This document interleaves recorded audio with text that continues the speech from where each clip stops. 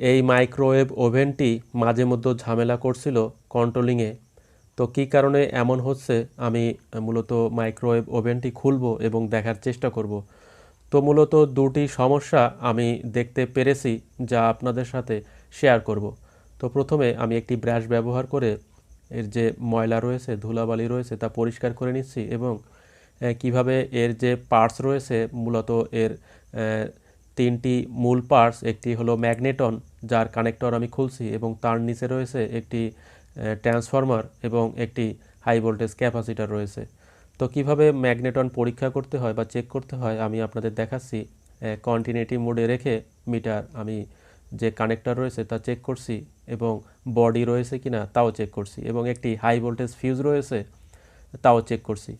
তো দেখেন ক্যাপাসিটারও আমি চেক করছি, ক্যাপাসিটার ভালো রয়েছে, কোনো পার্টসের কোনো সমস্যা নেই। পুরাতন একটি ম্যাগনেটন আমি আপনাদের দেখাচ্ছি, এটি মূলত বডি হয়ে গেছে, ফলে এটি বাতিল হয়ে পড়ে রয়েছে।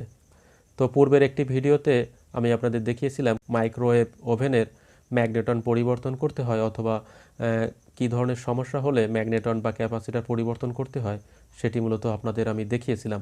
ওই ভিডিওটি আপনারা দেখতে চাইলে অ্যান্ড স্ক্রিন এবং নিচের ডেসক্রিপশন বক্সে আপনারা লিঙ্ক পেয়ে যাবেন। তো দেখেন মাইক্রো ওভেনটির যে ডোর সুইচ রয়েছে, তিনটি ডোর সুইচ।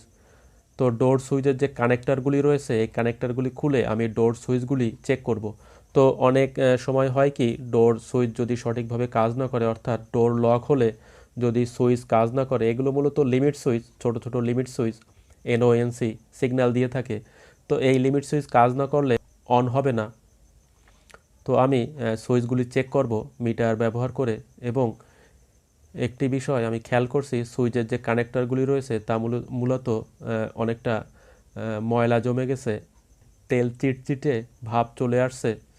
তো আমরা প্রত্যেকটা কানেক্টর খুলে WD-40 ব্যবহার করে একটু পরিষ্কার করে দেব এবং সিরিজ পেপার ব্যবহার করে সুইচের যে কানেক্টরগুলি রয়েছে তাও আমরা ক্লিয়ার করে দেব, যেখানে মূলত ময়লা হয়েছে তাও পরিষ্কার করে দেব।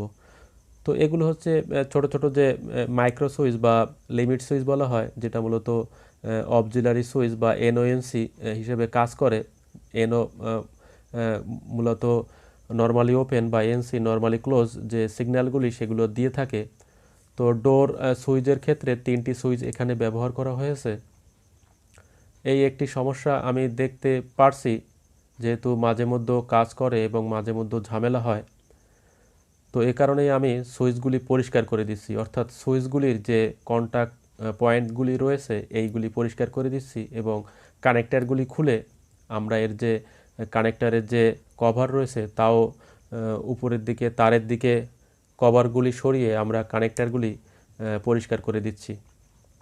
তো সুইচগুলি ভিতরে জন্য দেখা যাচ্ছে না, এখানে দেখেন এনও এবং এনসি দুটি সিগন্যালই দেওয়া রয়েছে, অর্থাৎ এখানে একটি কমন, একটি এনও এবং একটি এনসি। এবং এখানে যে একটি লাইট রয়েছে, এই লাইটগুলি আপনারা মার্কেটে পেয়ে যাবেন, 60-70 টাকা দাম নিবে। যদি কেটে যায় তাহলে আপনারা নিজের থেকেই পরিবর্তন করে দেবেন। এবং উপরের দিকে দেখেন দুটি থার্মোস্ট্যাট রয়েছে। এই থার্মোস্ট্যাটগুলি নষ্ট হলে মূলত কন্ট্যাক্ট মিস করে এবং নির্দিষ্ট কিছু, দেখেন থার্মোস্ট্যাট ঠিক আছে। তো নির্দিষ্ট টেম্পারেচার যদি ওভার হয়ে যায় তাহলে থার্মোস্ট্যাট অটোমেটিকভাবে কাট করে দেয়, অর্থাৎ অটো কাটের কাজগুলো মূলত থার্মোস্ট্যাট করে থাকে। এবং আরেকটি থার্মোস্ট্যাট রয়েছে যেটি মূলত বডির উপরে রয়েছে, এটিও ভালো রয়েছে। এবং একটি ফিউজ রয়েছে, পাওয়ার সাপ্লাই কর্ড হতে যে ক্যাবেল চলে আসছে সেখান থেকে মূলত ফিউজটি রয়েছে। তো যে সমস্যাটি আমি আপনাদের দেখাতে চলেছি তা হলো এই যে এখান থেকে যে নাট রয়েছে তার চারিদিকে দেখেন স্পার্কিং করছে। এই স্পার্কিংয়ের জন্যই মূলত এখানে পুড়ে গেছে এবং জং ধরে গেছে। তো আমরা কি করতে পারি, দেখেন স্পার্কিং করছে এবং মূলত এই স্পার্কিং করার ফলেই একটু শব্দ হচ্ছে এবং এখান থেকে পুরা গন্ধ আসছে। তো এই নাট স্ক্রুগুলি মূলত ভিতরে যে কয়েল রয়েছে, কয়েলের উপরে যে প্লেট, সেই প্লেটটাকে আটকিয়ে রাখছে এই নাট স্ক্রু। এবং একটি নাট স্ক্রু উপর থেকে লুজ কন্টাক্টের ফলে মূলত বডি হয়ে যাচ্ছে এবং ওখান থেকে স্পার্কিং করছে। তো আমরা সিরিজ পেপার ব্যবহার করে একটু ঘষে প্রথমে নাট খুলে আমরা ঘষে নিয়েছি এবং পরবর্তীতে একটি ওয়াশার ব্যবহার করে সুন্দরভাবে আটকিয়ে দিয়েছি এবং আমরা চেক করে দেখেছি কোনো প্রকার স্পার্কিং করছে না।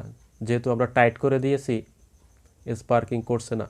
তো আমি চেক করছি মাইক্রোওয়েভ ওভেনটি সঠিকভাবে কাজ করছে কিনা। তো আমি কিছুটা টাইম কেটে দিয়েছি, যেহেতু ভিডিও অনেক লম্বা হয়ে যাবে। এ পর্যায়ে আমি চেক করব আসলে পানি গরম হচ্ছে কিনা। আর একটি সমস্যা, ওই যে নাট স্পার্কিং করছিল, যেখানে আমি সিরিজ পেপার ব্যবহার করে সুন্দরভাবে পরিষ্কার করে একটি ওয়াশার ব্যবহার করে যথেষ্ট টাইট করে দিয়েছি, ফলে ওখান থেকে আর স্পার্কিং হচ্ছে না। এই দুটি সমস্যা মূলত আমি সমাধান করেছি। তাছাড়া মাইক্রোওয়েভ ওভেনটি যথেষ্ট পরিমাণে ভালো রয়েছে।